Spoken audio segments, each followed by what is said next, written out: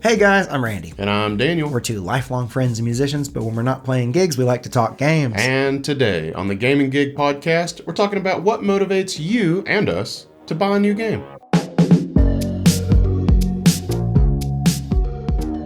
Okay, before we get into the meat of the podcast, I want to apologize for my sick voice because I'm not feeling 100%. Well, I'm feeling fine, actually. I just had some allergy stuff. Pollen's really bad right now, so I'm a little stuffed up. Mm-hmm. Stuffed up? Is that what? Stopped up? You're stopped up. You got that crud. I got the crud. You got the crud. That's what my grandma would say. No, it's okay, man. I've done multiple podcasts with the crud, but I don't have it right now. And if it makes you feel better, man, you look great. And I feel great. And I smell great. Thanks to our sponsor. I'm just kidding. Yeah, he doesn't smell great. There's definitely no smell-related sponsor. I was going to go into the soap people. Yeah, who are the soap people? I don't know. The Dr. Squatch. Dr. Squatch. Yeah, I was going to go into that. Yeah. No, they definitely don't want us. They don't want us talking about them on our podcast. Man, I'd love to talk about Dr. Squatch. But what people do want us to talk about is video games. Yeah. Specifically today, we're talking about what makes you want to buy a video game. Like, what is it? What is the thing that makes you actually spend money on video games? Yeah. What motivates you to reach into your everly increasingly shallow pockets and pull out a wad of cash, plop it down on the counter for that unmotivated GameStop employee, and buy that game? Right. So we put out a poll, and I'll admit I had a really hard time with this poll, but I eventually narrowed it down to 4 choices that I thought at least covered the majority of what I thought people might pick. Mm-hmm. And the question was, what motivates you to buy a new game? And hit them with the results, Daniel. Well, at 55%, people said, good reviews. And then at 16%, people said brand loyalty. Now, at 25%, we had innovation. And at a measly 4%, we had FOMO, which is fear of missing out. No. After, doing this poll, I wish I had worded, instead of brand loyalty, I wish I had changed that to be loyalty/trust, because I feel like brand loyalty has some connotations that I don't think are positive. Yeah, that means you only buy Nintendo. Like you shill for a Nintendo. Yeah. But if you are loyal to them or you trust them, you might be more likely to buy them.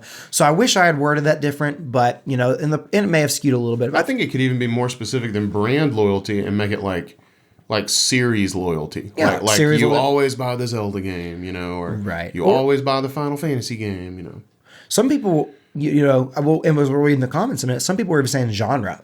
They're just really loyal to a particular genre. Say people love Metroidvanias. There are people who have played almost every Metroidvania because they love that genre of game. True. So it's a thing. But let's go ahead and kind of jump into the comments and see what people have to say about this. And if you're new to the Gaming Gig podcast, that's what we do here. We ask questions on the Gaming Gig channel, and we read the comments on the podcast and react to them and kind of give our 2 cents. So that's right. That's what we're going to be doing. All right. Well, first up, we got a comment from Love and Life 8854. Love and Life said, I actually have no idea why I do video games. I've never been asked. I thank you for this random and rare question. I think that there is a bit of a typo here. I think they're saying, or maybe I'm just not understanding, but I think I have no idea why I buy video games or why I do buy video games. I think there's a word missing out, or maybe it was Well, I just thought it would be funny to read it as why I do video games, because that's what it says. Right. But yes, I think they left out a word. They mean buy. But yeah. I agree. I had a similar reaction when I saw when Randy posted this poll. I thought the same thing. I was like, honestly, I've never really thought about this. And I talked to you last night in the car coming back from a gig. I didn't really feel like I fit perfectly into any of these categories. I felt like I kind of had bits and pieces of all of them. Mm-hmm. So, and that's probably the case. Yeah, I identify with you, Love and Life. But it is interesting to do a little introspection and think about what it is that makes you finally pull the trigger on buying a new game. Mm-hmm. So next from Graham Kelly, we have a comment that says, mainly if it's a series I love, I go by that. If it's a company that always makes great games, I'll more likely trust and buy.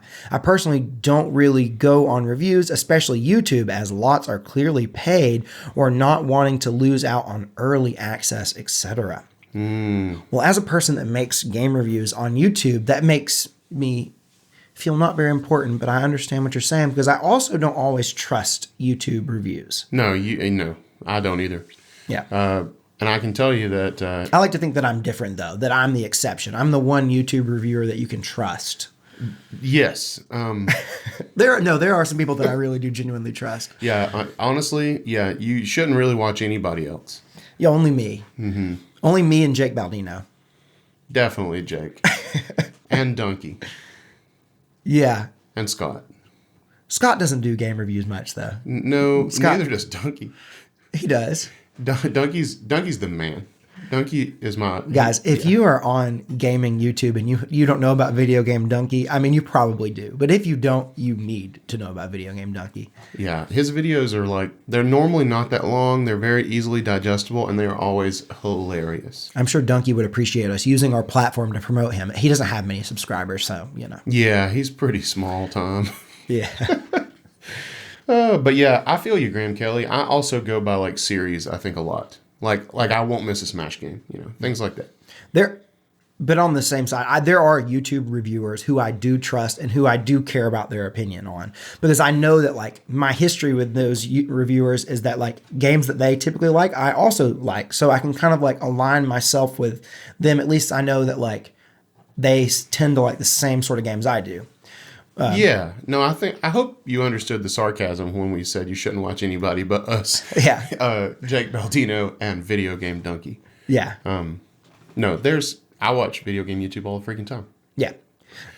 Next we got Miguel GameCube Gamer. Okay. I shortened, or I actually expanded upon the GC to make it GameCube. You sure did. So when I was younger, I sort of brand loyalty mainly because of Nintendo, 95% Mario games. Mm-hmm. And the games that appealed, I can't read this today, appealed to me more than Sony or Microsoft. But I'm older. When I got my Switch last year, I tried other franchises: Metroid Dread, Bayonetta 3, Monster Hunter Rise, Kirby and the Forgotten Land, Xenoblade Chronicles 3, Resident Evil 4, and Animal Crossing New Horizons. Oh my gosh. Basically, if it interests me and people say it's good, I'll give it a go. Yeah, well, you hit a lot of great games on That's Switch. A good list. Yeah. So you branched out more on Switch, which is cool. That is cool. And Switch has a lot to branch out to. I mean, they really did a good job. A lot of these are Nintendo games, but a lot of them are not. We got games, like Resident Evil 4 and Monster Hunter Rise. That's a Capcom. Both of those are Capcom games.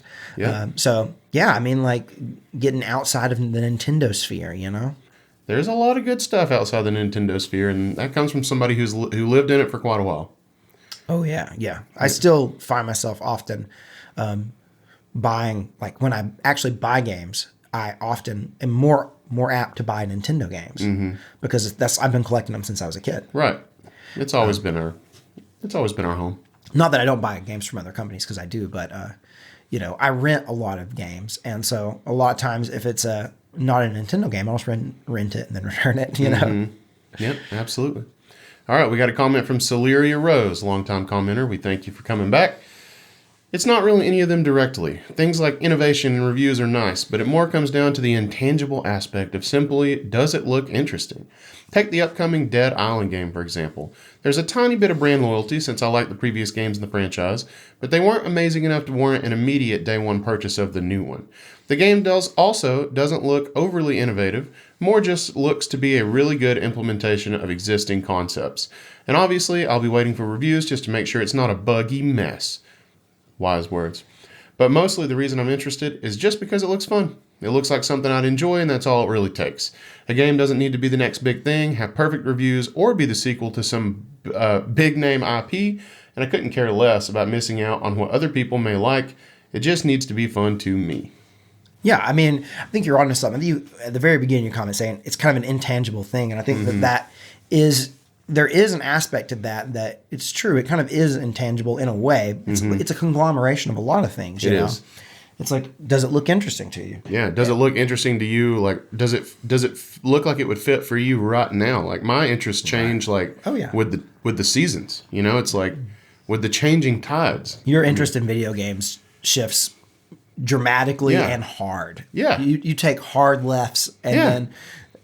And sometimes, a couple hard lefts will bring you back to where you were at one point, but you like to take them hard lefts. Yeah, but it's fun. I really like to go whole hog on stuff. I mean, right now it's fighting games. Like, it's your thing. That's all I'm doing right now. It's playing fighting games. But yeah, I mean, I don't think there's anything wrong with that, and, trying to branch out to things you haven't done yet. And the only hard left I really haven't taken is like modern day shooters. No, you haven't done many of those, like those first-person shooters. No, Not really I got haven't those. really been like, I'm going to pick up the new Call of Duty, Randy. You might one day, man. Maybe I I would might. not put it past you one day to like randomly, like I don't expect it, but if it happened, I wouldn't be surprised. Yeah. If you were like, man, I'm going back, I'm playing all these FPSs. Man, have we talked about Modern Warfare 2 yet? I just love that game. But I mean, Modern Warfare 1 was great too, but like, I mean, I wouldn't be surprised if you did that. Yeah. That's how little I know about Call of Duty is I just know like Modern Warfare is a thing. Honestly, the last Call of Duty I played much of was like the original Modern Warfare, like 360 days. Oh, okay. I've not played any. I've literally never played a Call of Duty once in my life. Really? Never picked one up and played it. Oh. The closest, I've got a leg up on you. The closest I've ever even gotten is there was a James Bond game, and I'm a big James Bond fan. It was made by the Call of Duty developers. I don't even know who it is. They made it was like the one that was on Xbox 360. So apparently it played a lot like a Call of Duty game. Okay. I think I have that right. I could be wrong. I don't know, but I think I'm right about that. Yeah. But another thing before we move on, I wanted to hit on is, you mentioned you want to make sure a game isn't a buggy mess. Oh, yeah. And I think that's just so wise in this day and age. Like, I mean, if Bethesda taught me anything, it's make sure your game's not a buggy mess. I mean. Yeah, I think that's one of the big things that sucks about being an early adopter. If you want to be an early adopter, and often I feel pressured to because I want to review the games and I want to get on them as soon as possible so that I can get a review out in a timely manner. And like, that's just like, it sucks because sometimes that means you're going to be playing something that's buggier than it would be otherwise. Yeah. Yeah. Before we move on to the next comment, I literally, I don't know that we've ever done this, maybe once or twice. Yeah, maybe once or twice. But I want to tell you guys, if you feel so inclined, if you enjoy the podcast, If the spirit moves you. Hitting the like button on the YouTube video, it actually really does like legit help us because it helps an algorithm and it helps us push this to a better, like a more broader audience. I almost said better, like, no, that's wrong. Our core audience is the best audience. That's right. I meant broader, a broader audience. And, get more people to find out about our podcast because we would love to kind of, just expand. And if you feel inclined, just do that. And if you want to share the podcast, share it. I mean, if you like it, like it. If you love it, share it. Yeah. If you're freaking crazy about us, ring the damn bell. No. I would never ring the bell. I would literally I have never rung a bell. I've never rung the bell on any YouTube creator ever. But if people ring the bell on us, like, I don't even know. Yeah. That would be like the most, I would feel so flattered that it's like beyond it. I wouldn't even consider doing that. Even with people I love, I will not ring the bell. You haven't rung Jake's bell? I have zero notifications turned on my phone besides text messages and calls. That's it. Yeah, I haven't. I don't know if I could say I've never rung a bell, but I can't think of what it would be. I guess I could pull up YouTube and see if I got any notifications, and that would tell me. I just hate notifications on my phone. Hate them. I don't have push notifications from YouTube, but I could get on YouTube and see what notifications I have. Yeah. I mean, that's something I guess you can't turn off, or can you? I don't think so. It's in the app. I mean, there's a little thing in the corner. Anyway, we're showing our age here. There's a little thing in the corner. Yeah, if you click. Anyway, we got a comment from Manaz Pandy. You're going to have to tell us how to pronounce it. That's a new one to me. Yeah, Manaz Pandy. Maybe it's Man as Pan Day? Maybe it's 4 words. Maybe it's 4 words. Anyway, Man as Panday says, for me, it's personal interest and appealing and fun gameplay. That's it. Yeah, personal interest. If it looks interesting to you, I guess the question is like do some introspection and figure out what it is. What is the thing that interests you? You know, like try to narrow it down. Can you? Because I guess it's multifaceted. But maybe there's one thing that stands out above the rest. Yeah, it could be anything. I mean, it's crazy. Yeah, we got Miss Foe here. Heather Cook saying OHC. Saying, I've just played enough games in my life to know what's important in a game to me, and I seek out games for those features. Reviews/popularity don't really coincide with how I personally feel about games, so I mostly ignore them. Take the Saints Row reboot, for example. It reviewed poorly and generally wasn't well received, but it was incredibly up my alley, and I enjoyed every minute of my 2 playthroughs. Wow. So yeah, I mean, like, we were actually talking about this concept last night. We were talking about how every game, it doesn't matter if you like the game or love the game or hate the game or think it's, you could think the game's crap. I'm not saying that Saints Row reboot is crap, Right. but what I'm saying is you could think that about a game. Still, somebody out there, that's going to be their favorite game, Yeah. right? I mean, like you can pretty much take any game, and someone out there, that game's their favorite game. Yeah. I mean, you remember when we were kids? You remember those old WWE SmackDown versus Raw games, right? Those games were awesome on like the PS2. I loved them. Played them every year, right? Now lately, and I still consider myself a wrestling fan. I'm not up on the current wrestling, but I love old school wrestling. So I'm still like occasionally I'm tempted to pick up like a WWE game, but it seems like in the past few years they just haven't reviewed well. People say The last one was apparently very good. Really? Yeah, Okay. the most recent one was they took a year off because they were like, Yeah, because the one before that got like it was crapped on. it was super buggy and really Yeah. really bad. They took a year off, and apparently they came back last year, and apparently it's a good game. Okay, well maybe. And my brother, who has played those games year after year for like the past, maybe like decade, maybe more than a decade, he's been playing those yearly releases. He said that last year was really good. Okay. Well, my point was, I have a kid on the esports team, and he just happened to mention to me the other day that he buys the WWE game every year, and it's like always his favorite game of the year. And I was like, even the last one, like that people said was so horrible, and he was like, man, I love that game. So I guess there's something for everybody. Oh, there's something, yeah. And like, she's saying about Saints Row here. Like, I played Saints Row, and I didn't love it, but I could see how like it would be up someone's alley. Like someone would really enjoy it. And what kind of annoys me about Saints Row is that I not about Saints Row, but how people have kind of treated it is that it's become like the game that people crap on. It's like become almost one of the like default games that people do that, and like they act like it's the worst thing that's ever come out, and it's like it just isn't. Right. It's, sure, it may have some flaws and a lot of people may not like it, but it isn't the worst thing that's ever come out. Right. Now, if we're talking about Forspoken, there we go. No, I'm just kidding. Even that game has some redeeming qualities, but I do like to crap on Forspoken. Yeah, I think it kind of earned some of that. Moving on, we got a comment from Deep Stab 1. I don't know, man. There are many reasons. I think nostalgia is one of the main ones right now. I definitely occasionally get intoxicated by the sweet, sweet nectar of nostalgia. Especially with all the remakes and remasters coming out now. I think that's a big draw for a lot of people because that's what is being presented. Yeah. Nostalgia is obviously a big factor in what sells. And like I'm thinking like right now, the games I'm currently playing, I'm playing Resident Evil 4 remake. I'm playing Metroid Prime Remastered. Those are both. I just finished playing Kirby's Return to Dreamland Deluxe, another remake remaster. I'm like half of the games I'm playing right now are remakes and remasters. So like obviously nostalgia is huge. Yeah.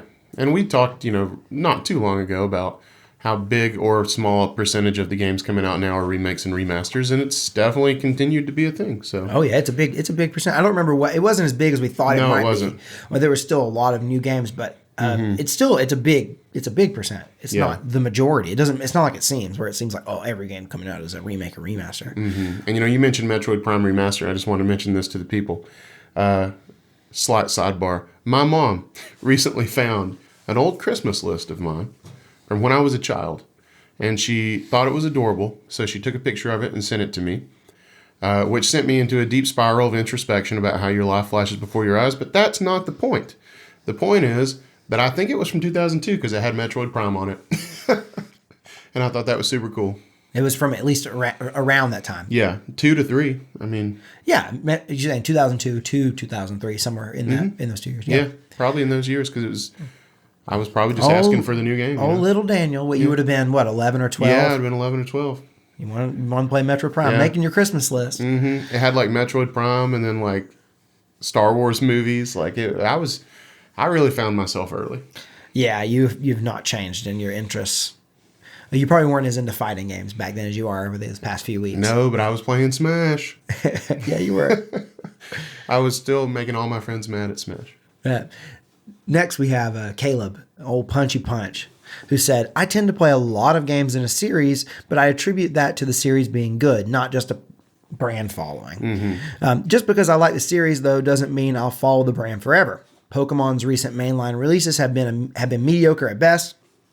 and I decided to skip Scarlet and Violet despite being a major Pokemon fan. I looked into the game a lot, and even though it would be fun to play Pokemon with friends, I didn't want to waste my money. I really wish Game Freak had more time to work on the games. Yeah. Yeah, This is opening a whole can of worms. Yeah. You skipped it too. You skipped, and you also skipped the one before that, Sword and Shield, until like 2 years later. Yeah, I did. You played it way late. And I liked it. Yeah, you really liked it. Yeah, I liked it. Yeah. But no, I skipped Scarlet and Violet. It just looked like it wasn't worth my money, kind of like what you're saying. It just We've talked about it. I played the game, and I really liked the gameplay of Scarlet and Violet. As an old school Pokemon fan, I've been a fan since the 90s. Since like Gen 1, I haven't played all the games in between. I've skipped a lot of them. But as a person who's been a fan for that long, it was really cool to play a game that felt like a true evolution of the Pokemon kind of formula. But man, it was just one of the worst presented games I've ever seen. And people try to blame it on the Switch. But there are games like Metroid Prime Remastered come out, Switch's fault. And it looks great. Heck, we can even look at Pokemon and say like new Pokemon Snap. That game looked amazing, played amazing, and there's just no excuse. It's a Game Freak problem. Yeah, and Caleb is saying that. Caleb's taking the right stance. Yeah, it's a Game Freak problem. It's not a Switch problem. It's a Game Freak problem. They try to get too many games out. They try to put the next mainline Pokemon game shouldn't have come so close to Sword and Shield. They should have taken another year or two and made it look at least halfway decent. I'm not saying it has to look amazing, but it was so what a bad presentation of a game. Well, before we move on, let's talk about something a little more positive. Yeah. Y'all know we got a Discord, and it's pretty cool. We got a collection, a small but growing collection of some really cool people, and you could join this collective by clicking the link in the description of this video. Yep. More and more people have been joining our Discord server, and it makes me so happy every time I see someone who joins it. Me too. It's a great place to directly interact with us. And also, sometimes it's a good place to keep track of what's going on sometimes we just chat games. It's just fun. Yeah. You get notifications when we go live on Twitch. Smash stream has been popping lately. So if you want to play Smash, go join the Discord. You'll figure out when we're streaming it and, come try to kick our butts. You won't have much problem if you're against me. You won't have a problem kicking my butt. Daniel's not going to say anything, but it's true. Anyway, moving on to a new comment from Sonoma4525. I personally wait till I see a playthrough on YouTube first. See, this was an interesting one to me. Because I'm like... Because I don't do that. I avoid gameplay on YouTube. Yeah. I mean, I might look up what gameplay looks like. But I ain't going to watch like a playthrough. Just because I'm so spoiler sensitive. Right. If it's like a review and they're like, okay, we're only showing gameplay for the first like little bit of the game because we don't want to spoil anything. But like watching a playthrough of the game, no. Because I want to experience that myself. Me too. Not that but I get that like some people really like to do that. We have a friend, Nick, who does that. He watches gameplay. He like watches playthroughs on YouTube. He like really enjoys that. And if he likes the way the game looks and seems like it's a game that he wants to play after watching a playthrough, he'll get it and play it. So I get that it appeals to some people. It just doesn't personally appeal to me. No, me neither. But you do you. If that's what makes you happy. I mean, like, I'm glad. There's obviously a lot of people who enjoy that because it's a big thing. Definitely. Yep. You do you, boo-boo. Yes. Okay. I just accidentally unzoomed on my stuff. Okay. Now, next we got Ruggy? Rugi. I don't know. You tell me. Said reviews? No way. Remember Deathloop being a masterpiece? Ha ha. Look. Did Deathloop not age well? Okay. So Deathloop reviewed super, super, super well. Remember? And I remember. And Deathloop, the year it came out, I think it was 2021. It got more nominations at the Game Awards than any other game. Yeah. Remember? It was my prediction to win Game of the Year, even though I hadn't played it. Yeah, I remember that. And it was based purely on how well it reviewed. Right. Now, I eventually did play it. I played it leading... Maybe like you played it before the Game Awards. I did play it before the Game Awards, but maybe like a week before the Game Awards. And you liked it. Yeah, I liked it, but as a person who liked Deathloop, I think calling it a masterpiece is like a stretch. Like it's a good game, but it's not like a phenomenal like masterpiece. It's just not. It's good.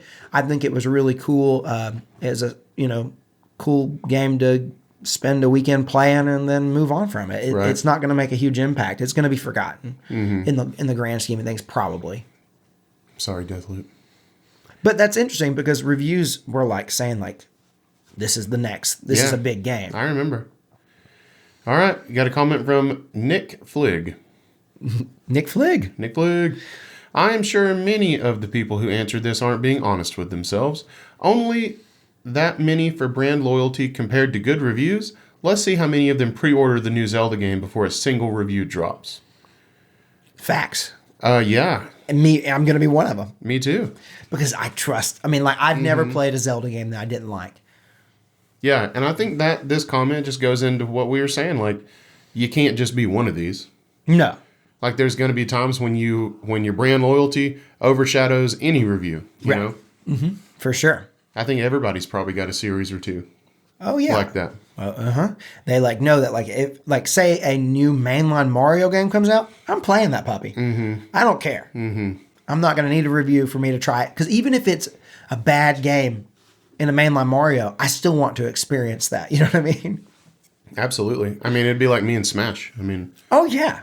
Like you've played every Smash game and you're not gonna. I will never not. Game, yeah, exactly. I will never not until I'm dead. I mean, now maybe eventually if like enough like just total crap bombs came out. Sure. Yeah. I mean, if they just started really crapping the bed and like just and like 4 or 5 of them in a row, and you're like, okay, I'm done. I'm just not even gonna try it anymore. Sure, I could do that. Yeah, you're right. I just don't see that happening. No. And that's because of my brand loyalty. And see, that's the thing about Zelda. It's like, okay. Yeah, same thing. People have played Zelda games forever now, decades and since decades. the dawn of time. And every single one of them has been high quality, at least in my opinion. I haven't played a mainline Zelda game that I thought was bad. I know people, they don't love, what was the one that was re-released on Switch? Link's Awakening? No. The 3D one that was on Wii. Skyward Sword. Skyward Sword, yeah. That's like the least favorite, and I still liked it. Now, you did say mainline Zelda game. Is that side-scroller where you're Link beating up people? Is that a mainline game? Is that called Link's Adventure or something? About Zelda 2? Maybe. I think Zelda 2 is the side-scroller. Or, no, is there one called The Adventure of Link, maybe? The Adventure of Zelda 2, The Adventure of Link. So Zelda 2, The Adventure of Link. This is not... That's the one that they this is the one. Yeah, that's the one they skinned Zelda because they're like, we need a new Zelda game. So they just threw a Zelda skin on it. Called it a day. Is this the... Yeah, this is the one. Yeah. Yeah. Yeah. Yeah. I've not played that one. Yeah, that one looks a little weird. That's not a normal... That's not... Yeah. But that is a mainline... Anyway, that may be the one. That may be the one. Maybe that's the one exception. You know what? They recovered. All right. We got a comment from Jan Luca. What's up, Jan? Thank you for commenting again. Jan Luca says, genre plus user reviews. Yeah, if you know what genre of game you like, and the reviews well, buy it. Go for it. If you know that you're like a big Metroidvania fan, and the new Metroidvania comes out and it reviews well, then you're going to be good to go. Definitely. I think genre is a thing that a lot of people don't think about. Yeah. When they think about games. Absolutely. I don't think about it because I really am a genre hopper. So I don't really care much about what genre the game is. I definitely think about it. I think some people do more than others. Yeah, I definitely think about it. All right. Hit us with Cod Man. Oh, Cod Man. He's a big fan of the North Atlantic cod. Just his favorite thing. Tasty fish. Yes. Delicious. Considering my all-time favorite game has a 68 score on Metacritic, I don't really look at reviews. And which leads me to the question, what is this game? I had the exact same question, and I found out. What is it? It was Nier Gestalt. Oh. Which is, so about the Nier stuff. We've talked about it.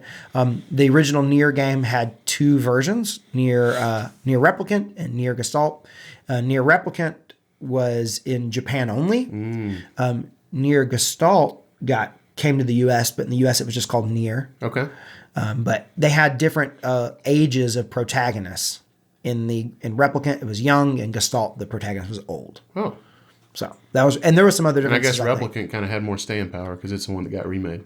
So when they remade the game, they remade Replicant. Yeah, they remade Replicant, and That's what I've played. I've only played the remake of Replicant, but I really like that game. So I understand why it's your favorite game of all time. I think that for some people, I think that it definitely could be. It's such a unique way to tell stories, and it really is quite deep. The story is very, very deep, and it is kind of like existential, and it's just really cool. So, nice. But I could see like it not reviewing well for those same reasons. Yeah, no, that's not for everybody. For sure. Well, we already talked a little bit about the Twitch, but we're going to talk to you about it again. Yeah. Guys, come hang out with us on Twitch. We stream Smash Brothers on Tuesdays, something on Thursdays. We're not quite sure what it's going to be. It might end up being Sea of Thieves again. And right now, Rocket League on Sundays. But I'm telling you what, I want to highlight that Smash stream because it has been popping off. Mm-hmm. We actually did a Smash stream last Thursday. Randy was sick.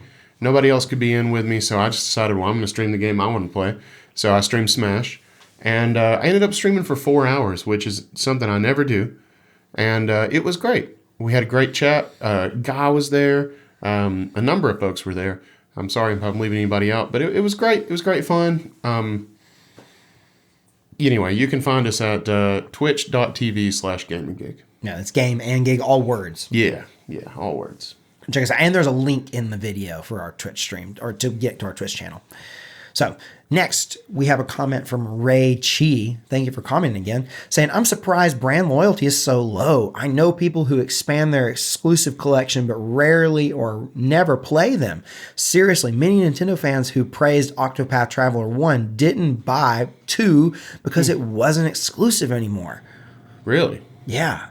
I mean, like, I don't know how true that is, but I know that, like, I heard a lot more about Octopath Traveler 1 when it was exclusive to Switch than Octopath Traveler 2, which is multi-plat. Huh. Weird. Yeah, Octopath, and Octopath was also the first, like, HD 2D thing that Square had done, so it had a lot going for it. I think the uniqueness of it. Yeah, definitely now they've done a number of those, and it's not as unique anymore. Yeah.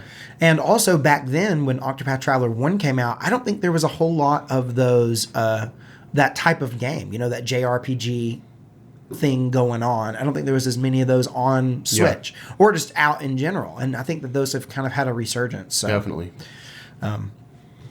So there's probably a lot of reasons, but you are right in that it seems to be often with Nintendo fans, but I'm sure there are people who do it with Sony, like, Sony and Microsoft and Xbox and stuff. They'll buy pretty much anything that they publish. Yeah, for sure. But it definitely seems like Nintendo is the biggest offender. And I count myself as one of those people. Yeah. I'm definitely the most attracted to their stuff. But oh, yeah, you're the most attracted to their stuff. Listen, there's a lot of uses of the word attractive. It doesn't have to have such a connotation, but okay. We got a comment. But in this case, it does. But in this case, 100% it does. I mean, we've already talked about how much I loved the way the dread suit looked. I mean, you did. No one even commented and put the picture of the dread suit. I don't remember what episode that was. Yeah, I was trying to say the dread suit looks awesome, but what it came out was that dread suit is really good looking. It made you seem like you thought the dread suit was schmexy, Maybe I did. Anyway, we got a comment from GamerGeek2470. This is a controversial one. I'm gonna go ahead and throw it before you even start reading it. Okay. No, you can read it. I didn't need you to be. Okay. I didn't need you to be worried about it. You can read it. Well, now I'm worried, but I'm going to read it. I don't go based with reviews. I go based on my own opinion, which doesn't stop me from still trying it. If people go based on reviews, then you are a clown. So the last comment. It's like, did I interpret this right? Is that what he's doing there? Yeah, I think so. I think it's like the surfer dude thing. Yeah, hang loose, bro. Yeah. But then look, I get. You're saying, let's just not call people clowns. Even though Daniel's a clown. But he chooses to be a clown. I didn't deserve that. I didn't do anything. He's a clown by his own choosing. I like to think of myself as a charismatic gentleman. Not a clown. But anyway, yeah, don't call people clowns, Randy. But I do agree, like, if you just go off reviews, you could be disappointed sometimes. Yeah, I mean, like, but reviews exist for a reason. Like, I don't go exclusively off reviews, but it really helps if I'm interested in a game and then I see it reviews well. that really increases my my interest in the game, or it makes me feel more confident about buying it because I know, okay, other people like the game too, so it's not, like I've definitely seen games that I thought looked interesting, and then I've read reviews and they've been poor, and then I'm like, should I play it? I'm not really sure. It might be for me. It just may not be for the reviewers. Right. It's kind of tough to say, but I think reviews are important in a way. Mm-hmm. And you also really liked the It movies, and they reviewed well, if I remember correctly. I did like the It movies, and you know what? They were about a clown. Okay, I did like the It movies. I didn't know why you brought those up. I don't know why. You just called me a clown, and then I started thinking about clowns, and I need to watch part 2. It part 2. I really want to watch it. But then when we're talking about game reviews, I am biased. I do game reviews on the internet. So Yeah. I like game reviews. That's what I do. I like game reviews too. I just watch, I don't watch everybody, but I do watch certain people, and I do like game reviews. Do you care about like Metacritic scores? Not really. I occasionally I'll check if I want, if I know a game's out and I'm like, I'm wondering how that game's doing, and I want to check real fast, I'll look at something like that. Mm-hmm. But I don't always look at them, honestly, hardly ever, unless I'm trying to get a real quick snapshot. Like if I'm talking to somebody and I'm like, I wonder how this game's doing, I'll look at a Metacritic score. That's it. I don't always check Metacritic because I feel like Metacritic doesn't really tell me how much I'm going to enjoy it. Mm-hmm. But if it's a game that I'm really on the fence about already, going to check Metacritic is something that I definitely do. Yeah. Also, if I assume a game is going to be do really well, I'll go on the Metacritic just to confirm my suspicions that yep, okay. Like I did that with Resident Evil 4, this new remake. Mm-hmm. I thought, man, this game's going to do really well. And I went and checked and it has mid-90s on Metacritic. I'm like, yep, okay. Nice. I expected that, Yeah. All right. Well, hit us with this last comment. Yeah, we got D1 Eugens of Grandeur. I really struggle and love saying Eugens. Yeah, it's super fun. D1 Eugens. I know that's not what it is, but it still cracks me up. For me, it's simply interest. It also needs to not be $70. It's an automatic wait for sale for me. So yeah, I think you've commented this a number of times saying that you just don't buy $70 games. Yeah. And I get it. But I also think about if I had that stance as being okay, I'm not going to buy a $70 game. That's great for my wallet. But I have too much FOMO for that. Yeah. And if you say you're not going to buy $70 games, you're not going to buy new games anymore. It's just it's just not going to happen anymore. Yeah. And you're going to miss out on day 1 Tears of the Kingdom, and that makes me sad. Right? So that's the one time it mattered. I was like, when does this really matter to me? Because I don't always buy day 1 games either, but I was like, it matters on that one. Yeah, that's one of the ones. So I don't know. It's eventually, I'm sure maybe one day you'll be like, okay, I got to buy this one $70 game because I'm so hyped about it. Because I wouldn't be able to control my hype. There's no way I'm going to be not hyped for Tears of the Kingdom. Mm-hmm. And I'm going to be well, it's $70. And then it's also never going to go on sale. No, because it's Nintendo. Right? So it's yeah. That's kind of a tough line to draw in the sand, that one right there, saying you'll never buy a $70 game. Yeah, if Sakurai comes out I appreciate it. Yeah. And respect you for doing it. It's respectable. Yeah. If Sakurai comes out of his self-imposed retirement and says, we're beginning development on Super Smash Brothers Incredibly Ultimate. Yeah. Incredibly Ultimate. But it's going to be $70. There's nothing I could do to not write him a check. Right. Immediately. Uh-huh. Just get out your checkbook. I just Venmo him, Yeah. Because we're bros. You definitely are bros with Sakurai on Venmo. Your Venmo friends? Yeah, we're Venmo friends. But we have our transactions set to private, so you'd never know it. You'd never see it, but yeah. Yeah. Well, speaking of Venmo friends, I am personal Venmo friends with everyone who has ever been a part of the 3 for Dale Club. Oh, yeah? Yeah. Are you paying them or are they paying you? We're just friends. Okay. We don't really send each other money. I send Sakurai money. You do, just every once in a while, just to remind him you exist.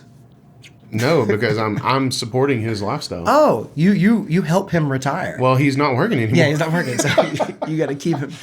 No, I'm just kidding about being Venmo friend. I'm not Venmo friends with anybody, at least that I know of. I don't think I am either. Yeah. You don't have to be friends to pay each other. Right. So, but let's talk about 3 for Dale Club. look, if you hung out with us through this entire podcast and you like what we do, obviously. Yeah, we know it wasn't easy. We know it wasn't easy because hanging out with Daniel is impossible. He's such a clown.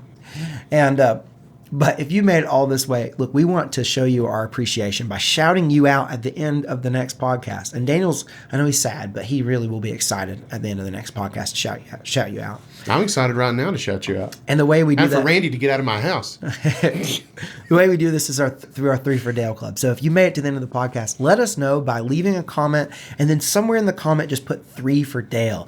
If you do that, it lets us know that you made it to the end, and we'll shout you out at the end of the next podcast. Straight up. And this week, I'm telling you what, it's a real homie, a real G. Guy. It's Guy. It's Guy. Look, last week we had so many people be a part of 3 for Dale Club. But look, we're not going to talk about last week's podcast. You don't talk P60. We don't talk P60. We don't talk about what happened. We don't talk about it. We just don't, okay? I don't even remember it. So I understand that there's only one member of the 3 for Dale Club this week. I get it. I wouldn't have been part of the 3 for Dale Club if I had had to suffer through P60. Guy's been a real bro this week. He even came and played Smash with us. He re-downloaded Smash during the stream and then played Smash with me. That's impressive. And then joined the Discord server. And you know what? I didn't even know it was the same guy when I was streaming on Twitch. The guy from the podcast. Because on here I just see Guy, and on Twitch I saw your actual name, Guy in Time. Your actual Christian name, Guy in Time. That's not what I meant. But yeah, so I didn't even know it was you, but I'm glad it was. Thank you, Guy. Thank you so much. And thank you if you end up being part of the, 3 for Dale Club next time. Mm-hmm. We'd love to shout you out, whoever you are out there. But thank you so much for enjoying the podcast. And until next time, guys, I'm Randy. Which makes me Daniel. And this has been Gaming Gig. Peace out.